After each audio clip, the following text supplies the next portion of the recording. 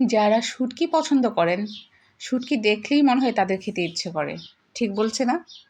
আমার কিন্তু তাই হয়। শুটকি দেখলেই খেতে ইচ্ছে করে। বাসায় যেদিন রিচ ফুড রান্না করা হয়, এর পরের দিন শুটকি থাকতেই হবে।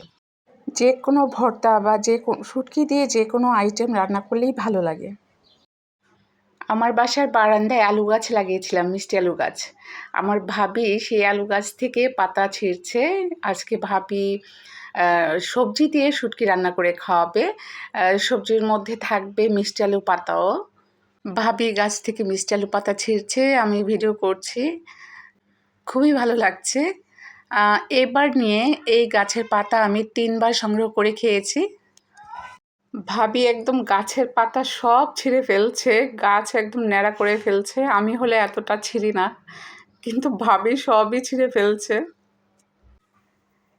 যাই হোক, এই যে সংগ্রহ করে এনেছি এতগুলো পাতা ভাবি গাছ থেকে উঠিয়েছে। ভালো লাগে যে নিজের গাছের পাতা। শুটকিগুলো গরম পানিতে জাল দিয়ে গলিয়ে নিয়েছে। এবার একটি কড়াইতে তেল দিয়ে এর মধ্যে পেঁয়াজ দিয়ে হালকা বাদামি করে ভেজে নিয়েছে এবং গুলিয়ে রাখা শুটকিগুলো এর মধ্যে দিয়ে দিয়েছে। কিছুক্ষণ জাল করে নিয়েছে। জাল হয়ে গেলে এর মধ্যে হলুদ এবং মরিচ দিয়ে দিয়েছে। হলুদ ও মরিচের কাঁচা গন্ধটা দূর হওয়া পর্যন্ত কষিয়ে নিয়েছে। এই পর্যায়ে এর মধ্যে দিয়ে দিচ্ছে আলু এবং কাঁঠালের বিচি। এটা আগে দিয়েছে, এর কারণ হচ্ছে এগুলো সিদ্ধ হতে একটু দেরি লাগে, এর জন্য এইগুলো আগে দিয়ে 70% সিদ্ধ করে নিয়েছে। 70% সিদ্ধ হয়ে গিয়েছে। এখন এর মধ্যে দিয়ে দিচ্ছে বেগুন।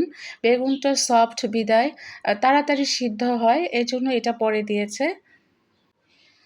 ৪-৫ মিনিট সিদ্ধ হওয়ার পরে এখন এর মধ্যে দিয়ে দিয়েছে সেই মিষ্টি আলু পাতা এবং কিছুটা কাঁচামরিচ কুচো। এগুলো নেড়ে চেড়ে উল্টে পাল্টে দেব যাতে সেদ্ধটা সুন্দরভাবে চারিদিক থেকে হয়ে যায়। কয়েকটা সবজি আছে যে শুটকি দিয়ে খেতে খুবই ভালো লাগে। এই সবজিগুলোর মধ্যে পড়ে যায় যেমন বেগুন, কাঁঠালের বিচিও কিন্তু শুটকি দিয়ে খেতে বেশ লাগে। সেদ্ধ হয়ে গিয়েছে মনে হচ্ছে। তো এখন সেদ্ধ হয়ে গেলে এইগুলো হচ্ছে ভাবি একটু থেতলে দিচ্ছে। আর এগুলো থেতলে দিলে কি একদম আঠালো একটা ভাব হয়। তো খেতেও কিন্তু ওইভাবে খুব মজা লাগে। আর না থেতলে না দিলে সবজিগুলো ছাড়া, ছাড়া থাকে।